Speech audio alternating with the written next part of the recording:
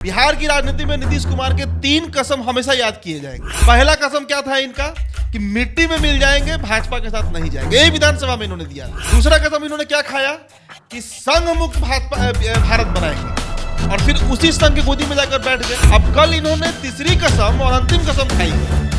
क्या है वो कसम कि मर जाएंगे लेकिन भाजपा में नहीं जाएंगे। और अगर अब ये कसम तोड़ना भी चाहे तो भाजपा फिल्म के उदाहरण से हम बिहार की राजनीति को समझने का प्रयास करें। एक फिल्म आई थी 5 दशक पहले, राज कपूर साहब बॉलीवुड के सबसे बड़े कलाकारों में से एक, उनकी एक फिल्म आई थी तीसरी कसम, और फिल्म के अंत तक तीनों कसम तोड़ भी दी। अब बिहार की राजनीति पर आइए।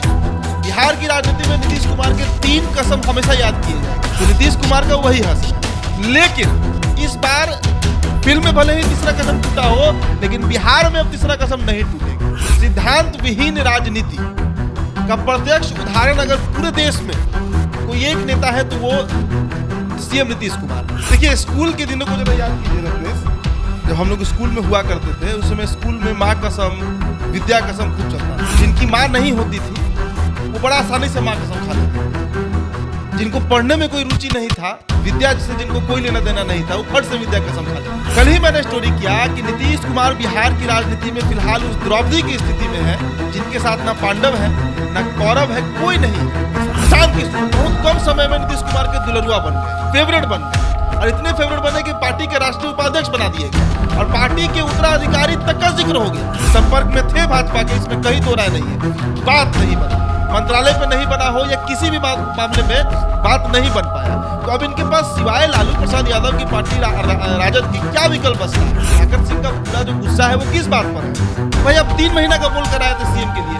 आप ही ने कहा था कि 3 महीना बाद आप दे दीजिएगा कुछ कुर्सी जो है तेजस्वी यादव, लेकिन नहीं दी। और अब यही सवाल उपेंद्र कुशवाहा भी उठा रहा है कि कौन सा डील है आपका राष्ट्रीय जनता दल के साथ? विश्वास किसी को किसी के ऊपर नहीं है, सबको सत्ता चाहिए, और सत्ता बचाए रखने के लिए चूंकि नीतीश कुमार ने जीतन राम मांझी को जब मुख्यमंत्री बनाया तो उन्होंने देखा कि 6 महीने के अंदर में वो बिहार पॉलिटिक्स में कितने इरिलेवेंट हो गए थे, और इनका देश के राजनीति में क्या स्थान है इसका अंदाजा आप इससे लगा लीजिए कि अभी जो तेलंगाना के सिकंदराबाद जो वहां का भवन उद्घाटन के बाद जो आम सभा कर रहे हैं केसीआर चंद्रशेखर राव, उसमें नीतीश कुमार को इन्विटेशन वही आया है जो ललन सिंह तेजस्वी यादव को आया है। मतलब केसीआर के नजर में बिहार के मुख्यमंत्री, बिहार के उप मुख्यमंत्री और बिहार के मुख्यमंत्री की पार्टी के राष्ट्रीय अध्यक्ष हैं।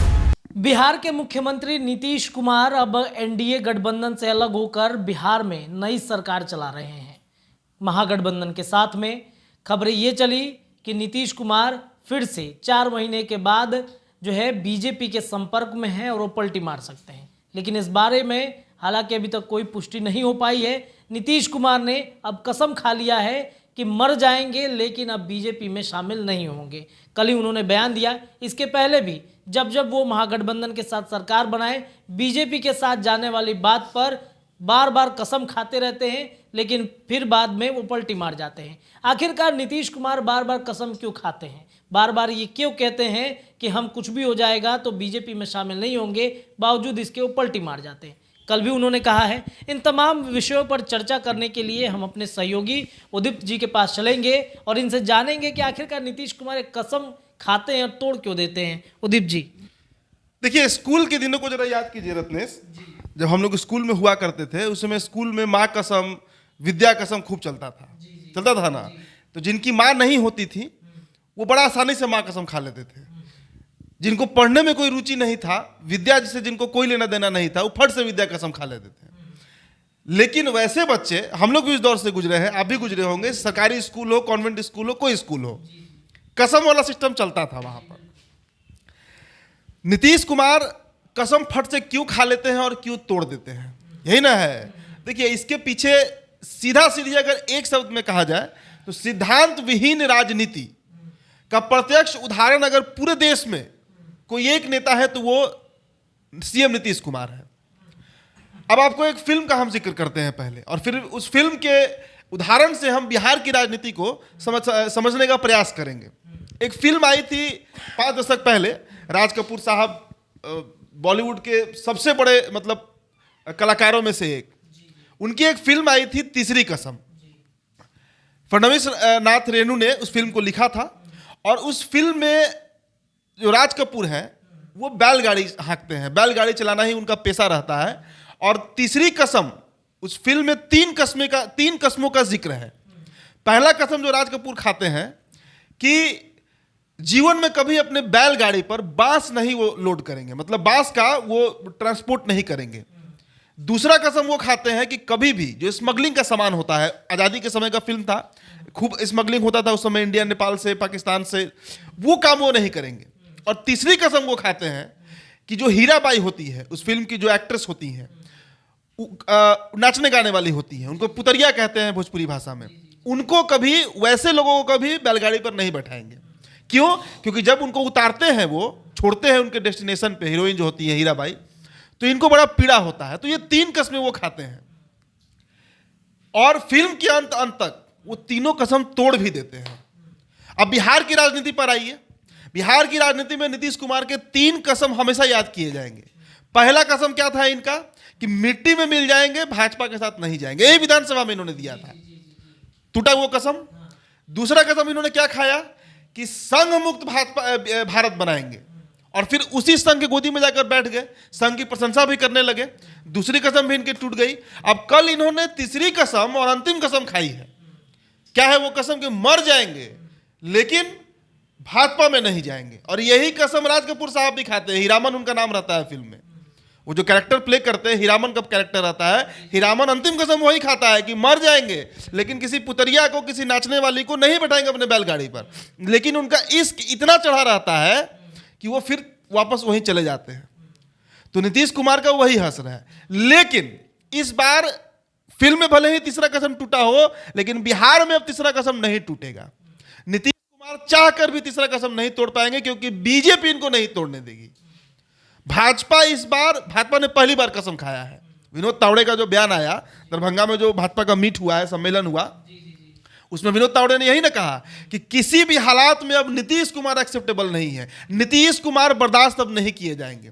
तो बीजेपी इस बार प्रतिबद्ध है। बीजेपी ने इस बार कसम खा लिया है, हालांकि कसम शब्द का प्रयोग उसने नहीं किया है। तो बीजेपी इनको अब एंट्री नहीं देने जा रही है एनडीए कुंडे में। और स्कूल का मैंने जिक्र कर ही दिया कि स्कूल के दिनों में क्या होता था। जिन बच्चों की मां नहीं होती थी वो फट से मां कसम खा लेते थे, जिनको पढ़ने में इंटरेस्ट नहीं था वो फट से विद्या कसम खा लेते थे। तो स्कूल के दिनों का हमको याद आ रहा है बिहार की राजनीति को देखकर। अब समझिए नीतीश कुमार ये कसम खाएं क्यों? आखिरकार क्या मजबूरी ऐसा हो गया? नीतीश कुमार रिएक्ट इतना जल्दी नहीं करते हैं, ज्यादातर बात उटाल देते हैं कि हम सुने ही नहीं है, हमको पता ही नहीं है। देखिए, कल ही मैंने स्टोरी किया कि नीतीश कुमार बिहार की राजनीति में फिलहाल उस द्रौपदी की स्थिति में है जिनके साथ ना पांडव है ना कौरव है, कोई नहीं है उनके साथ। और उनके जो तीन मुख्य सिपा सलार रहे, 35 साल का संबंध उपेंद्र कुशवाहा से रहा है। 35 साल का संबंध मतलब 3.5 दशक। युवा नेता का उतना उम्र नहीं होता है, उतना दिन का संबंध। आज उपेंद्र कुशवाहा जितने हमलावर हैं उतना कभी नहीं हुए इनके ऊपर।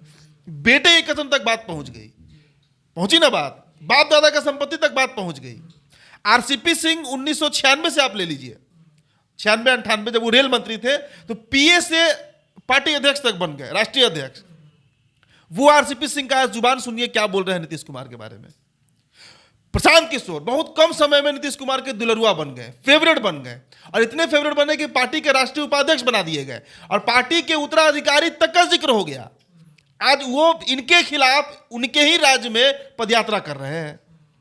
पिछले 2 अक्टूबर से जो शुरू किए हैं पदयात्रा, आज लगभग 5 महीना बीतने को है।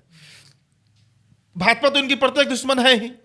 आरजेडी का स्थिति मैंने कल समझाया कि सुधाकर सिंह हो, लोक मेहता हो, चंद्रशेखर हो, कोई भी आप, विजय मंडल हो, सभी लोग इनका टांग खींच रहे हैं, पी पी कर पानी इनको कोस रहे हैं। तो ऐसी स्थिति में नीतीश कुमार को अब इस बात का भी डर है, क्योंकि फरवरी माह में लालू यादव का पटना वापसी आगमन हो रहा है। किडनी जो ट्रांसप्लांट हुआ उनका, वो अब लगभग अच्छी स्थिति में आ गए हैं और ईश्वर की कृपा से अब वो स्वस्थ हो रहे हैं और बहुत जल्द बिहार की धरती पर आगमन होगा। तो नीतीश कुमार को डर है इस बात का कि कहीं, क्योंकि देखिए बीजेपी से तो इनका बात बना नहीं, बीच में चर्चा हुआ और चर्चा सही था, ये संपर्क में थे भाजपा के, इसमें कहीं दो राय नहीं है, बात नहीं बना, मंत्रालय पे नहीं बना हो या किसी भी मामले में बात नहीं बन पाया। तो अब इनके पास सिवाय लालू प्रसाद यादव की पार्टी राजद के क्या विकल्प बचता है? तो 24 तक कम से कम ये गठबंधन बना रहे अगले 1 सालों तक। इसके लिए इन्होंने ये बयान दे दिया कि मरते समय तक भाजपा के साथ नहीं जाएंगे। मतलब डेथ एक्सेप्टेबल है, बीजेपी एक्सेप्टेबल नहीं है, यही ना बयान है नीतीश कुमार का, यही ना वो बोले हैं। तो इसके पीछे वही डर है, इनको तेजस्वी यादव से डर है कि कहीं तेजस्वी यादव, चूंकि इनके साथ अब कोई स्टैंड ही नहीं ले रहा है, इनके पीठ पीछे कौन खड़ा है। अब तो ललन सिंह भी साइलेंट हो गए हैं, वो भी नहीं बोल रहे हैं इनकी पार्टी में राष्ट्रीय अध्यक्ष हैं, आज मुख्य सिपा सलार के रूप में वही बचे हुए हैं, लेकिन उनका बयान कहां आ रहा है, कहीं वो डिफेंड करते दिख रहे हैं क्या नीतीश कुमार। इतना विवाद हुआ रामचरितमानस पे, नीरज कुमार एमएलसी जो है वो पहुंच गए हनुमान मंदिर, अशोक चौधरी ने डिफेंड किया, ललन सिंह का बयान आया क्या, कहीं सुधाकर सिंह के ऊपर ललन सिंह का बयान आ रहा है क्या, किसी के ऊपर ललन सिंह का बयान नहीं आ रहा है। और जो लोग इनके सबसे मजबूत स्तंभ रहे हैं वो लोग आज इनको कोस रहे हैं, इनके खिलाफत में उनकी पूरी राजनीति चली गई है। तो नीतीश कुमार को इस बात का भय है, इस बात का डर है कि कहीं बिहार में लालू यादव के एंट्री के बाद सत्ता छीन मत जाए, क्योंकि लालू यादव इन पर भरोसा नहीं करते हैं। लालू यादव को भी पता है कि जो व्यक्ति 2017 में मीडिया तक को नहीं जानकारी चला, जो विश्वास सूत्र कहा जाता है मीडिया का, वो नहीं बता पाया, तो आखिरकार नीतीश कुमार पलटी मार गए, शाम में अचानक पहुंच गए राज्यपाल के पास। वो लालू प्रसाद यादव इन पर कैसे भरोसा कर सकते हैं। तो भरोसा का कहीं कोई अब राजनीति में स्पेस बचा नहीं है बिहार में, ना तो आरजेडी जेडीयू पे करती है, ना जेडीयू बीजेपी पे करती है, और बीजेपी तो आरजेडी पे नहीं करती है। बाकी पार्टियां छोटी हैं, उनका जिक्र नहीं करिए। ये तीन जो मुख्य पार्टियां हैं, विश्वास किसी को किसी के ऊपर नहीं है, सबको सत्ता चाहिए। और सत्ता बचाए रखने के लिए, चूंकि नीतीश कुमार ने जीतन राम मांझी को जब मुख्यमंत्री बनाया तो उन्होंने देखा कि 6 महीने के अंदर में वो बिहार पॉलिटिक्स में कितने इरेलेवेंट हो गए थे। तो गद्दी ही इनका, मतलब बिहार का मुख्यमंत्री का कुर्सी ही वो जगह है जहां पर जब तक नीतीश कुमार बैठे हैं ये चर्चा में है, इनके ऊपर चर्चा हो रही है। गलती से खुदा ना खास्ता अगर वो कुर्सी छीन गया, उसके बाद लोकसभा छोड़िए, इस साल के अगर आज उनकी कुर्सी चली जाए तो होली आते आते तक वो इरेलेवेंट हो जाएंगे बिहार पॉलिटिक्स में। लोकसभा बहुत दूर की बात है। और इनका देश के राजनीति में क्या स्थान है, इसका अंदाजा आप इससे लगा लीजिए कि अभी जो तेलंगाना के सिकंदराबाद में जो वहां का भवन उद्घाटन के बाद जो आम सभा कर रहे हैं केसीआर चंद्रशेखर राव, उसमें नीतीश कुमार को इनविटेशन वही आया है जो ललन सिंह और तेजस्वी यादव को आया है। मतलब केसीआर के नजर में बिहार के मुख्यमंत्री, बिहार के उप मुख्यमंत्री और बिहार के मुख्यमंत्री की पार्टी के राष्ट्रीय अध्यक्ष एक हैसियत के लोग हैं।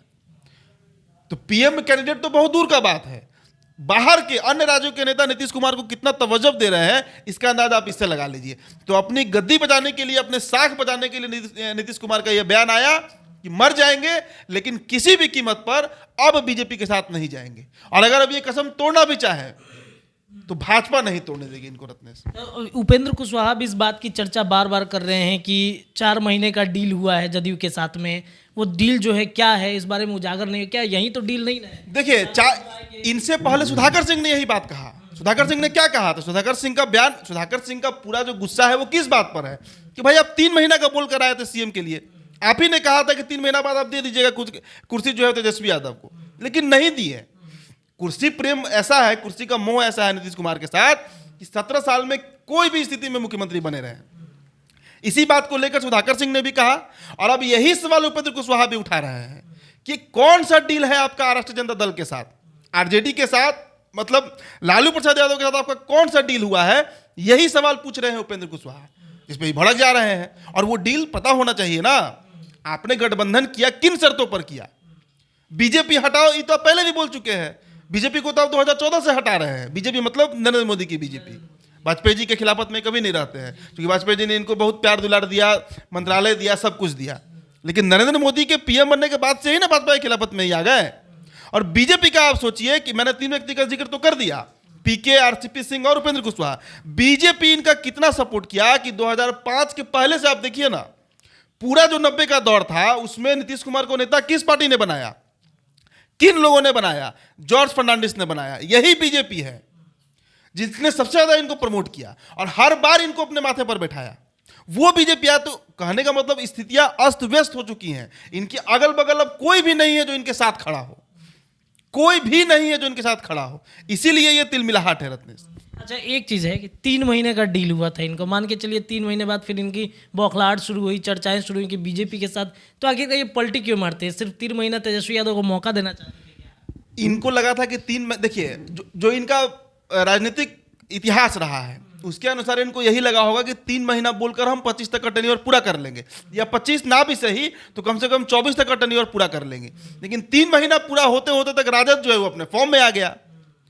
वहां के नेता बयान देने लगे, क्योंकि उनको तो यही कमिटमेंट किया गया होगा। तो वो तो कोई बीजेपी है नहीं कि आप कुछ भी करिएगा तो वो सहेंगे वो लोग। बिहार की सबसे बड़ी पार्टी है राजद, सबसे अधिक विधायक है उसके पास, दबंग पार्टी है, उसका अपना वोट है उसके साथ, एमओए समीकरण तो है ना उसके साथ। इस बात पे कोई पार्टी बिहार में दावा नहीं कर सकती कि मुस्लिम और यादव किसको वोट करेंगे, वो आरजेडी को ही वोट करेंगे। तो उनका अपना स्ट्रेंथ है, वो क्यों किसी को बर्दाश्त करेंगे, वो क्यों किसी को बर्दाश्त करेंगे। और सत्ता से 15 साल से बाहर है ये लोग। सीएम की कुर्सी जो 2005 के 26 नवंबर को गया इनके हाथ से, आज तक नहीं आया है। तो किसी स्थिति में बर्दाश्त करने वाला नहीं है। इसीलिए राजद का बयान भी आ रहा है और ये बयान बढ़ेगा, और तेजस्वी यादव उसी तरह हाथ बांध कर आराम से इनके पीछे खड़ा होकर मजा लेते रहेंगे।